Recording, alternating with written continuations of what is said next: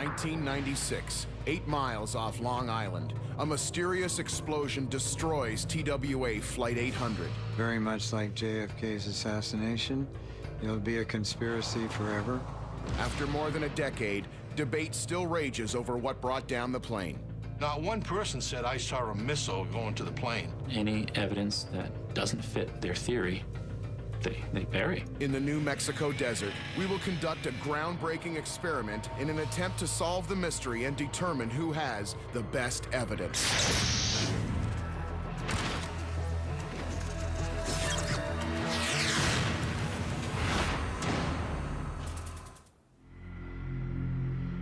To many, the story of TWA Flight 800 has become a disturbing mystery, but the facts leading up to that fateful moment are clear. On July 17, 1996, at New York's JFK Airport, 230 people, including a high school French club and a total of 35 TWA employees, many on vacation, boarded the plane bound for Paris. Delays forced Flight 800 to sit on the hot tarmac for 2.5 hours, with temperatures hitting 90 degrees. As the sun sank low in the sky, the tower cleared the 747 for takeoff.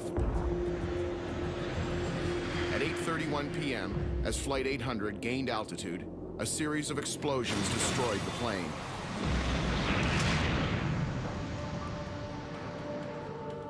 The scale of the disaster was enormous. All 230 souls were lost in the tragedy. The wreckage scattered over 10 miles of ocean. But for the grieving families, there would be no quick answers.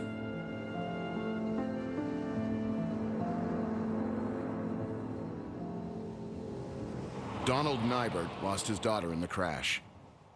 Cheryl was traveling with a group of 16 other high school students, okay, for a trip to France. Okay. She was a member of the French club, and every year they made a trip to France. Our town, Montour-sur, was a small community, close-knit. Everyone in the town knew at least one or two of the people that were lost, and so we took a real hard hit. As a father, I need to know, okay, what happened. James Kallstrom was the lead FBI investigator for the crash. Almost immediately, he knew this investigation would be unlike any other during his 25-year career. Obviously, you know, one of the toughest days of my life, trying to figure out what happened here. And from the very beginning, one of my dearest friends' wife was the senior stewardess on the plane, and I found that out within 20 minutes of the crash. He was an agent working in the FBI office in New York City. And I'm on the phone with him 20 minutes after this happens, and he knows his wife is on that airplane. Retired National Transportation Safety Board member Vernon Gross quickly became a media spokesperson, trying to explain the crash. But Gross himself had more questions than answers. Well, there are three possibilities. First was that the airplane itself had a mechanical difficulty. The second is it might have had a bomb in the cargo compartment. Or the third, it was hit from the outside by a missile of some sort. Within hours, government investigators mobilized. Well, the players involved really were the FBI. We had NTSB, and of course the U.S. Navy. At peak, I had in excess of 1,000 agents involved in the case. It would become the largest, most expensive airplane disaster investigation to date. And many people suspected foul play. So my first reaction was terrorism. Didn't have any proof, didn't have any evidence, but 747s don't explode in massive fireballs. We were at a very high state of alert in the United States. We were a week away from the Atlanta Olympics. We had numerous threats against us as a country. The first grim task was to recover the wreckage and begin to put the shattered aircraft back together in a hangar on Long Island. As National Transportation Safety Board investigator Robert Francis arrived on the scene, it was clear this would not be a simple investigation. I'm convinced by the hard evidence. We were focused on rebuilding the airplane and, you know, in the traditional NTSB sense, trying to figure out what could have gone wrong that would have caused this kind of explosion. As more than 1 million pieces of wreckage came together, the lead theory shifted from terrorism to a potential mechanical cause. So we ruled out intervention by any device like a missile or a bomb or a carry-on bomb or anything like that because we could find no evidence of it. The NTSB reassembled the aircraft, hoping to find the location where the explosion began. The media, however, was fixated on the possibility of a missile strike. I did debate Pierre Salinger early on. He had the idea that there'd been a missile fired and hit the aircraft head on. Well, I knew good and well that couldn't be because the cockpit was recovered integral. I also dismissed missiles because I thought most of them would be heat seekers. If there'd been a heat seeker, they'd hit one of the 4 engines. Plenty of flame coming out of there. We know that did not happen. We recovered all 4 engines. You can speculate about a rocket, but, you know, or a missile, just totally baloney. With the arduous task of reassembly finished, investigators felt the physical evidence pointed toward the center fuel tank. Within a couple of months, it was obvious that the explosion took place in the center fuel tank. And there was no disagreement with that between NTSB, the FBI, and the scientists we had involved. We knew that's what exploded. What we didn't know is what caused it. After a year of investigation, the FBI and the NTSB revealed their verdict on the Flight 800 crash, November 17, 1997. They believe a spark in the center fuel tank caused the explosion. Although the tank was nearly empty at the time, holding just 50 gallons, the NTSB theorized that the fuel had vaporized during the plane's 2.5-hour wait on the hot tarmac. Then, as the plane gained altitude, a single spark ignited the fumes. The high voltage jumped over to the low voltage, went down into the fuel tank, and sparked the explosion that caused this tragedy. What we never could determine is, in this, what we learned to be very, very volatile environment, what was the spark that set it off?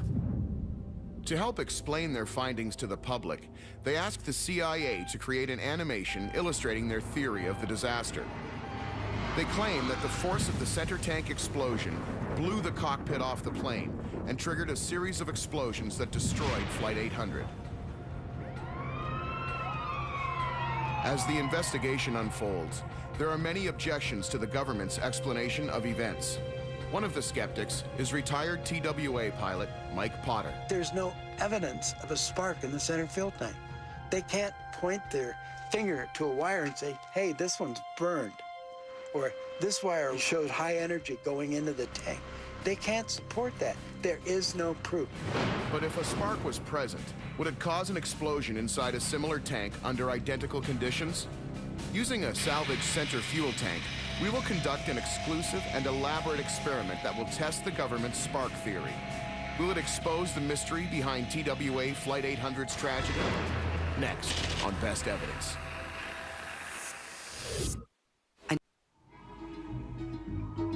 After a year of investigation into the tragic explosion of TWA Flight 800, the official report seems clear.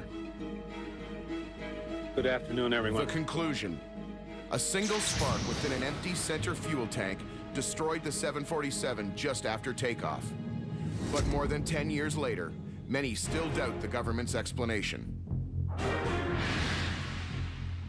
Over 150 eyewitness reports challenge the official conclusion of the crash. Paul Angelides, a man who makes his living observing critical details as a structural engineer, witnessed the final seconds of Flight 800. After dinner, my wife took our son and put him in his bath and get him ready for bed, and I walked out onto the deck to look at the ocean. I'm very confident in what I saw. As I opened the door to the deck, I saw at a very high elevation in the sky and what appeared to be high up and close to the beach, a red phosphorescent object. And that object started to go out towards the horizon. And as that object got closer to the horizon and I was following it, I could see the aircraft lights. And that aircraft was traveling from the west towards the east, almost perpendicular to the path that this object was taking. And I could see the lights going blink, blink, blink, and these objects converged. And when they converged, that's when there was an explosion, a huge fireball, and the fireball dropped into the sea very rapidly, like a rock. Paul Angelides wasn't the only person who noticed things in the sky on that warm summer night. More than 150 eyewitnesses reported seeing an object move from the surface of the ocean up to where the airplane was flying. Many people, including Flight 800 independent investigator Dr. Tom Stahlkup, believe the object traveling from the water must have been a missile. My organization, as well as myself, believe that there is overwhelming evidence that a missile caused the crash. This crash happened off Long Island, off the Hamptons. The unfortunate thing for crash investigators is a heck of a lot of airports around there. You got JFK, you got Newark, you got Islip. You got a lot of radar sites, and the radar sites, what they can do is, track aircraft, so they can also track, unfortunately, a crashing aircraft. All right, what we have here is basically a satellite's viewpoint of the crash. You're looking down at it. All these blue dots represent radar returns. So basically, it's kind of a dotted line of where the aircraft went when it crashed. The red lines are the plane flying along with its electricity still operating. Where the red lines stop is where the initial explosion occurred. So you can see the plane was traveling in this direction. It's heading to Paris. But what I want to direct your attention to is right here. This is the initial explosion. Now these pieces of wreckage that landed in this area exited the aircraft at apparent supersonic speeds. Now what could have caused that? Not a center wing tank explosion. Basically, a fuel tank explosion is a low velocity explosion. It just doesn't have the energy or the velocity to launch things out the aircraft. Significant pieces of wreckage, supersonic, or basically a quarter mile or half mile like the radar data shows. You need something much bigger and more high velocity explosion, such as a bomb or a missile. Michael Potter was a TWA pilot for 20 years. He's taken a great interest in the investigation, but ultimately, he rejects the government's explanation of the crash. TWA's breakup was caused by an external event. I think it was a missile that was fired from the water, went up. Whoever fired the missile all of a sudden decided that they lost control of it and detonated it. Sadly to say, it was too close to TWA to where the collateral damage was a huge pressure wave that just punched a hole in the airplane and brought it down. In July of 1997, a year after the crash, Vernon Gross attends a special briefing where, for the first time, he is presented with specific evidence and the testimony of witnesses. At the meeting as well was a helicopter pilot who had flown in Vietnam and knew very well how to identify explosive ordnance, and he had seen with his co-pilot ordnance going up from the surface. And then when I learned that there were 153 eyewitnesses on a 270-degree arc, on the water, on land, and in the air, and yet both the FBI and the CIA tried to convince everybody that 153 people were seeing things upside down. They were seeing ordnance coming down rather than going up. I began to be somewhat suspicious. Gross had publicly argued against a missile strike in the early stages of the investigation. The evidence didn't seem to support a direct missile hit, but there was another possible explanation. The thing is, the center wing tank did explode. There's no question about it, but I do not believe necessarily it was the initiating incident. Is the government guilty of suppressing evidence and trying to mislead the public? One retired United States Air Force Brigadier General, Benton Parton, followed the news and investigation and also believes there was an alternative explanation to the spark theory. My opinion is that it was brought down by a surface-to-air missile. Brigadier General Parton spent much of his career designing and testing weapons for the military. This shows a picture of a continuous rod warhead.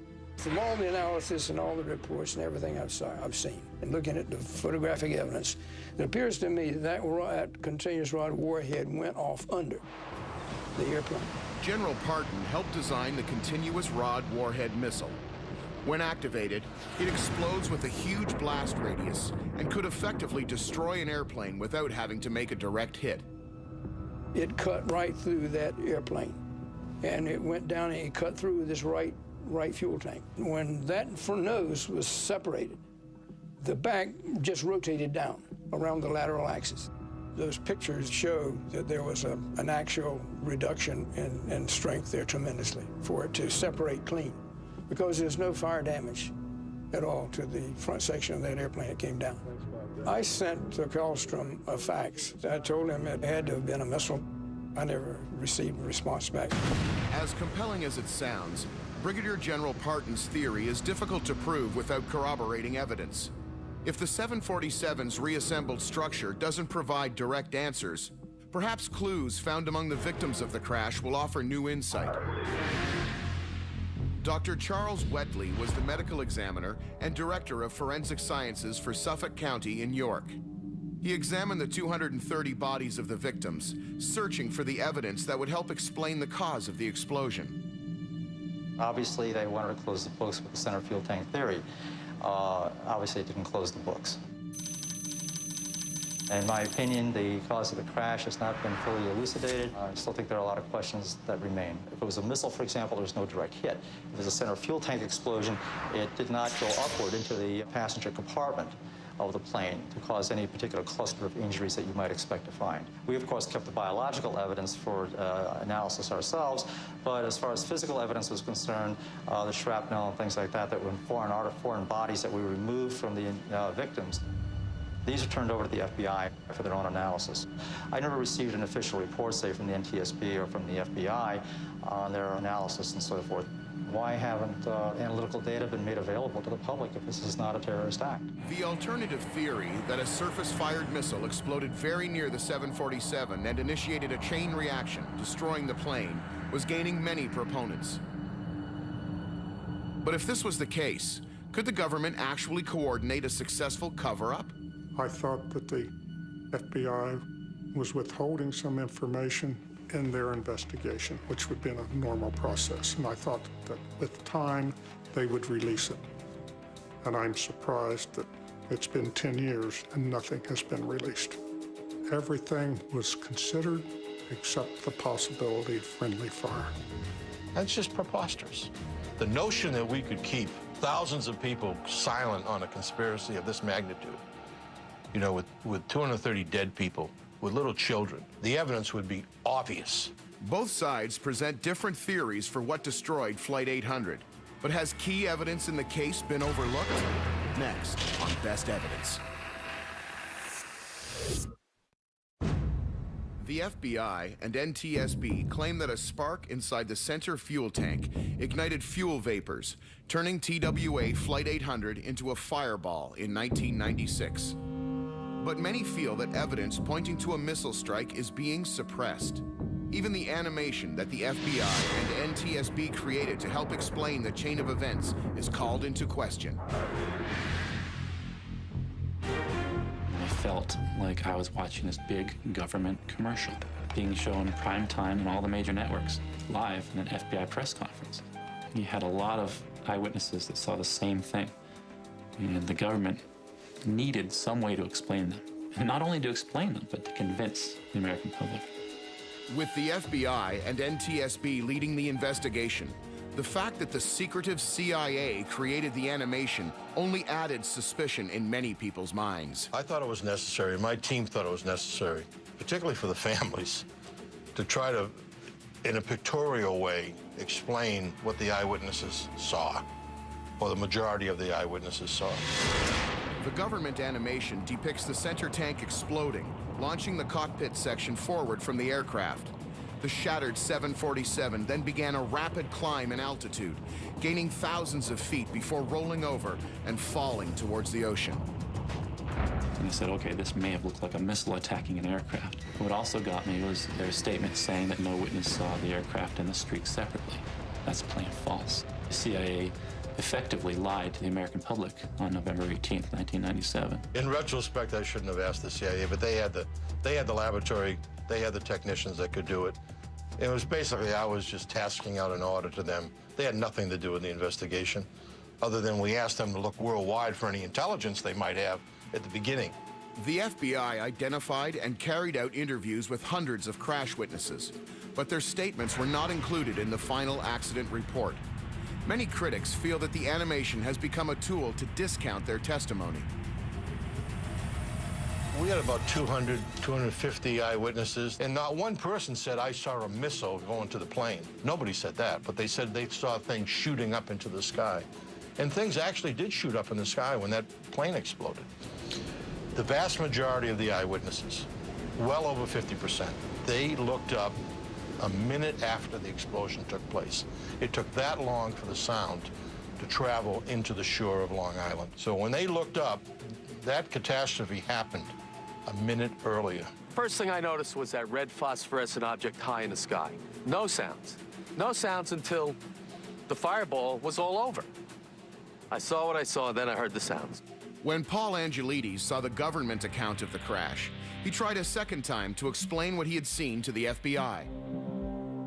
My observations were inconsistent with this aircraft exploding from an internal source. So I called the FBI. I got through to a man who answered the phone, and he said, so you want to change your story?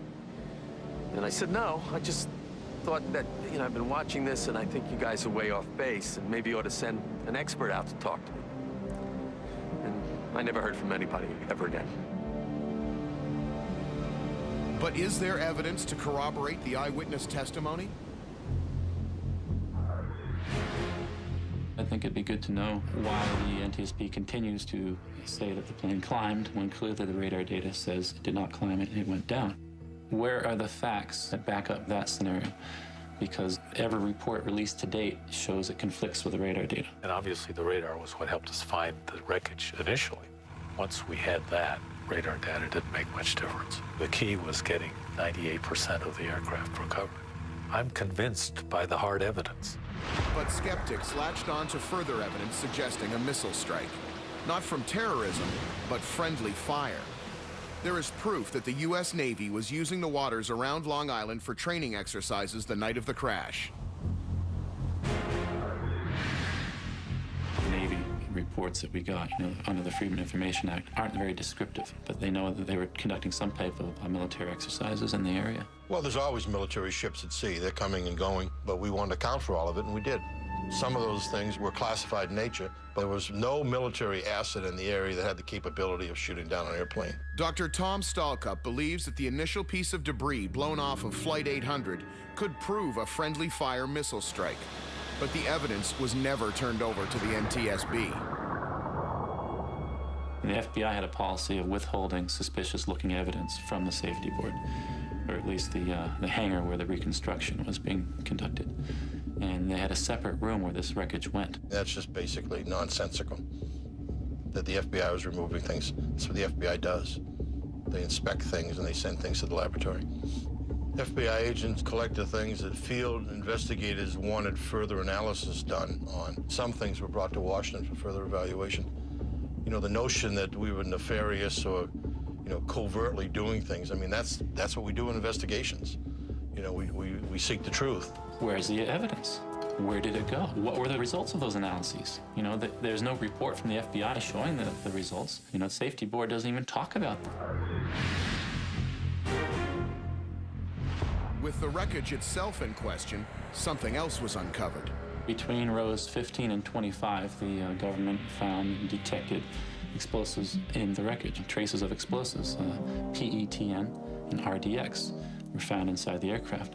Now, that is something that is used in missile warheads and also bombs. That evidence was made public. It was in the New York Times, a big story. And at some point in time in the investigation, we found traces of explosives in the airplane. PETN and RDX, which are components of plastic explosive. Minute traces, but it made no sense. It made no sense to me, it made no sense to the investigators, because we had all the floor tiles, we had the seats, we had all the pieces of the airplane, nothing was blown up. Then, the FBI released their explanation for the plastic explosive residue. They claim that security teams conducted an exercise with bomb-sniffing dogs on the 747 that would become Flight 800. And some of the explosive residue was left behind on the aircraft. Upon further investigation, that story has been completely discredited. We have the gate logs from the plane, and it tells when it left its gate. And we also have the testimony of the officer that conducted the exercise. And the plane that he was allegedly doing the bomb training exercise on was being loaded with 400 passengers at the time on the way to Honolulu, Hawaii. Yes, we found traces of explosives, but I mean, it didn't prove anything. It just added to great speculation, and the conspiracy theorists loved it because it fit into their notion that everything's a conspiracy. With each side disputing the other's claims, the debate returns to the central question. The government's case is centered on a spark somehow igniting the jet fumes in the center fuel tank. But is this really possible? They can say, yeah, there's an imaginary spark set this thing off, but they can't say where the spark came from because there isn't any proof. NTSB came to the conclusion that wiring, low voltage wiring, high voltage wiring in the airplane, that the covering of those wires through the many, many years of service of that airplane rubbed off. What I've seen over the years where I dismantle on older airplanes, they have a plastic coating, and then they have another coating, and then they have like a shield, and then you go through another coating, and then you get to the wire itself. But that wire itself is a good airworthy wire. There's nothing wrong with it. They have to stick with their story. I think it's beyond reasonable doubt where the explosion took place. It was looked at by literally hundreds of experts from multiple agencies. We had outside experts. I mean, we looked at every piece of this airplane multiple times. And when we were done with that, we hired an outside expert who was the chief metallurgist for Alcoa just to go over it again because we didn't want to trust the eyeballs of one forensic team. In the hope of settling the debate, Best Evidence has transported a center fuel tank to an explosive test center in New Mexico. Here, our experts will try to replicate the government's spark theory. The preparation is intensive, as the crew labors to duplicate the conditions aboard Flight 800 as closely as possible. What will happen when the technician flips the switch and a spark appears in the tank? Next, on Best Evidence. Just moments after lifting off, a 747 carrying 230 people explodes and plummets into the ocean near Long Island, New York. What happened to TWA Flight 800? And these objects converged. We ruled out intervention by any device like a missile or a bomb. There's no evidence of a spark in the center fuel tank. My opinion is that it was brought down by a surface-to-air missile. We know what happened, but we don't know exactly how it happened. Years after the NTSB and FBI released their official verdict, many questions still remain unanswered about the fate of Flight 800. To test the heart of the debate, whether the government's claim that a spark in a mostly empty fuel tank could have triggered the disaster, Best Evidence has brought a similar fuel tank to the New Mexico desert. Here, members of an internationally recognized division of New Mexico Tech, the Energetic Materials Research and Testing Center, or EMRTC, are conducting an experiment designed to duplicate the conditions within TWA Flight 800's center fuel tank. Our test today is to test the sensitivity of a jet fuel air mixture to detonation in a fuel tank. I'm a senior research engineer here at EMRTC. And my job is to construct experiments and do studies of explosives. And the tank we have here is the center fuel tank from a 737 aircraft, and it's approximately 1/4 the size of the one that was involved in the Flight 800 mishap. And what we're doing is we're placing a small amount of fuel in the bottom of the tank, and then we're heating it to the temperature that is believed to have existed, which is about 112 degrees Fahrenheit. And then we'll be introducing a spark of various energies, starting at a small fraction of a joule and working up until we get some kind of ignition. We're expecting ignition if the temperature and other conditions are present. If you can demonstrate, for example, that an empty or near-empty center fuel tank in the presence of a static electrical charge, in fact, does cause explosions, I think that would be very convincing evidence. On the other hand, if you find out that it's almost impossible to do, then I think we have to look at another hypothesis. I think that if you cannot reproduce the cause of the crash, then I think everybody's mind should change. Well, I think it could be useful. I wouldn't argue against that. However, I'm a physicist and worked in the applied physics lab at Boeing for years. And the key to an experiment like that is its veracity. You've got to design your experiment so it has the maximum amount of realism. The crew slowly heats the test tank so the fuel will vaporize just as it did on the hot tarmac back in 1996. This is the probe we're going to put inside of the fuel tank, and we enter through a bulkhead, and that's what this sheet of plastic is here for, is to provide a flange for mounting it on the bulkhead.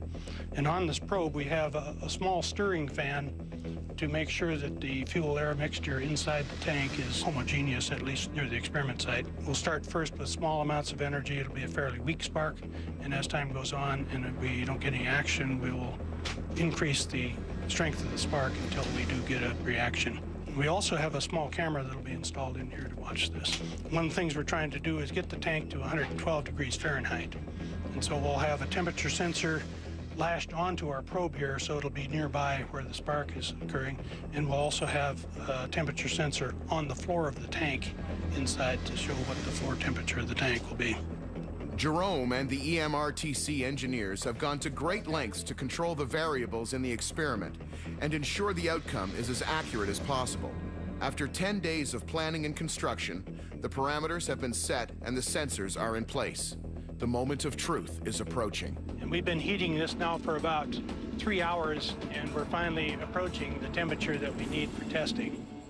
With the conditions set to mimic that hot summer day in 1996, Jerome is ready to begin initiating the sparks. Okay, we're presently charging to start introducing the spark discharges. NTSB research suggests that a spark between 5 and 100 millijoules of energy would be enough to ignite the fumes in the tank. This is 4 millijoules spark coming, and that apparently wasn't enough to not produce action. Next is 8 millijoules. Okay, ready, sparking. That spark, it did not produce anything. Next is 32 millijoules. Ready for spark. Sparking. No action.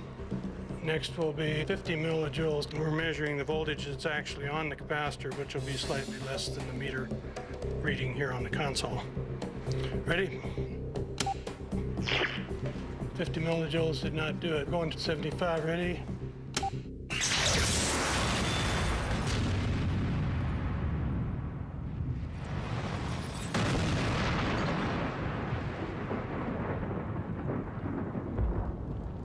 "75 millijoules, the amount of energy that triggered our explosion, is about the same size of spark as you would generate by walking across a carpet and touching a metal object." There she goes, folks. We finally had a very aggressive ignition at 75 millijoules, and a lot of pieces were lofted and went maybe 100 feet. So it was quite a test. With the experiment complete, all that remains now is to analyze the new evidence and gauge its impact on the case of TWA Flight 800. Will this analysis change minds? Find out on Best Evidence. Based on the mysterious event that destroyed TWA Flight 800 in 1996, Best Evidence came here to New Mexico to conduct a fuel tank experiment.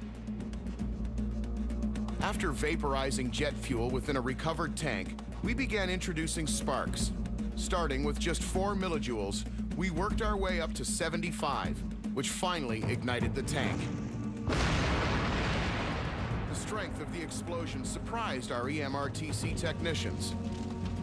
Well, there's no doubt about it. An explosion of this magnitude in an aircraft in flight would be absolutely disastrous and instantaneously destroy the aircraft.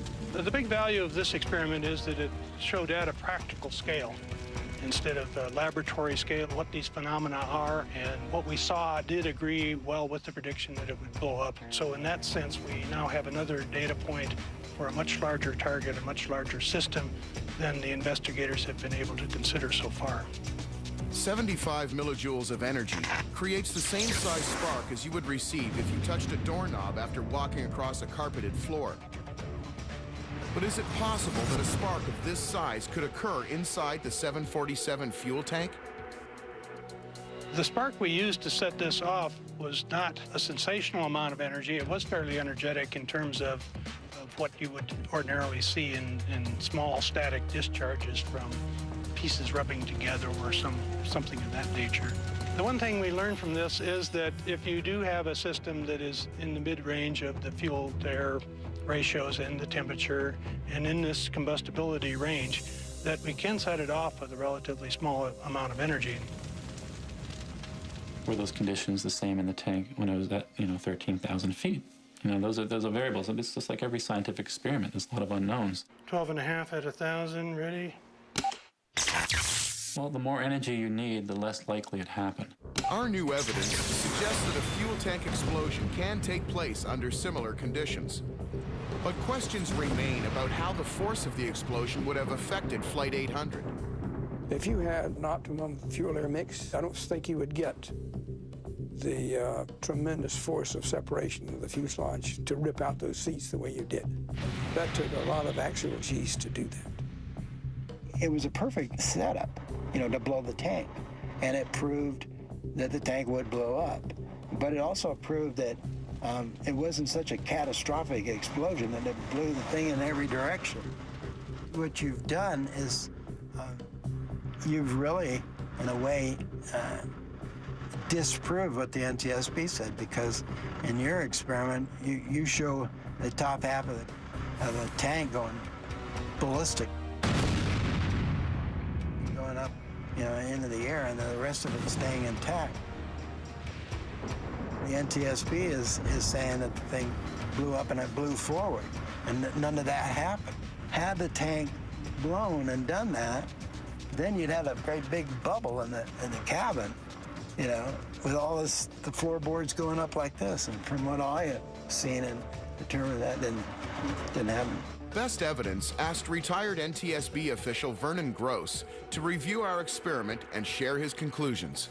The problem for this particular experiment is that it can't be totally realistic, and no experiment is, so this is not faulting the test itself. If there was a spark in the center wing tank, what in the world was the ignition source?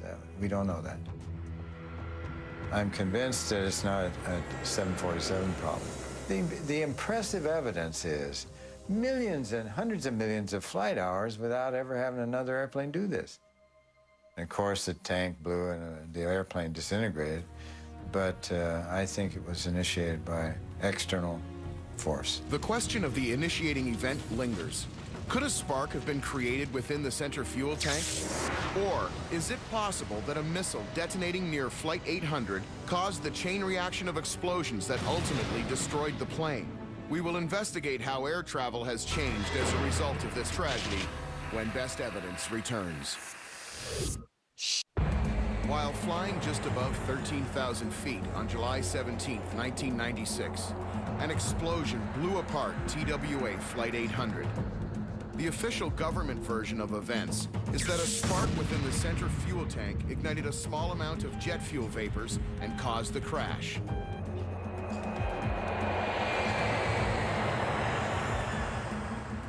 Have the results gained from our Best Evidence experiment helped illuminate the crash? I did not expect it to throw pieces in the air to the extent it did, and it just generally went much quicker than I had expected it to. It was really a lesson in how little energy it takes to set off a fuel-air explosion, because this was not a real dramatic source of ignition. Despite the fact that the experiment proves that the government's theory of a single spark destroying the plane is possible, those that doubt the official explanation feel the nature of a fuel tank explosion doesn't match the damage of the recovered wreckage. There's also the lack of any new safety procedures. If they thought it was a mechanical, why hasn't the FAA done anything about it with other 747s? They could have even changed the procedure and for example, and not allowed them to fly with low fuel. Or they could tell them to load only cold fuel on a hot day. It has taken more than 10 years, but new safety measures are finally being considered. Airlines may add inert, non-explosive gases to empty fuel tanks in an effort to protect airplanes from these kinds of disasters in the future. I think the inerting, the focus on the environment and not just the source of ignition, it's changed the way newer airplanes are going to be manufactured and certificated. It had an enormous impact. I would say 80% a function of TWA, maybe even more than that. Although this disaster has influenced airline safety, there continues to be doubt about the true cause of the crash. I think this accident's going to be very much like JFK's assassination. It'll be a conspiracy forever, and you'll have advocates on both sides and insufficient evidence, frankly, to make it absolutely conclusive. I had the reports, the NTSB reports, with the pictures that I have in the hangar. Shows a tremendous amount of information to me that corroborates what happened. You know, the spark in an empty gas tank is, you know, it's just something that just doesn't really happen. The collision was witnessed, you know, and the radar data, you know, it confirms it. So there's very little doubt in my mind what happened, and most people I show the evidence to quickly agree because it's overwhelming. It's an unsolved mystery. All the pieces are there to prove what happened. It's just that powers to be at the top of the NTSB and the FBI and the CIA didn't want it to become general knowledge of why the airplane went down. If they reopened the case and looked at the loose ends, they would come up with a different probable cause. I think the right theory, minus any evidence to the contrary, was that the high voltage jumped over to the low voltage and went down into the fuel tank and blew up this highly volatile mixture that had vaporized while it sat there on tarmac. The only explanation that fits the evidence is a missile. Something came off the ocean with a smoke trail that glowed like a missile and exploded like a missile, and a plane came down. You know, to think that Bill Clinton ordered me to keep my mouth shut and the Navy shot the plane down, or, you know, we knew it was an act of terrorism, but for foreign policy reasons, we didn't want to say so. And that's all preposterous. I mean, it's absolutely preposterous. It was obviously a very tragic event for the people on that aircraft. Even though I was 10 miles away, I could clearly see events unfolding in the sky. To me, certainly there's a lot of unanswered questions as to why my observations don't match what the official explanation of what happened. I still have to accept what I saw.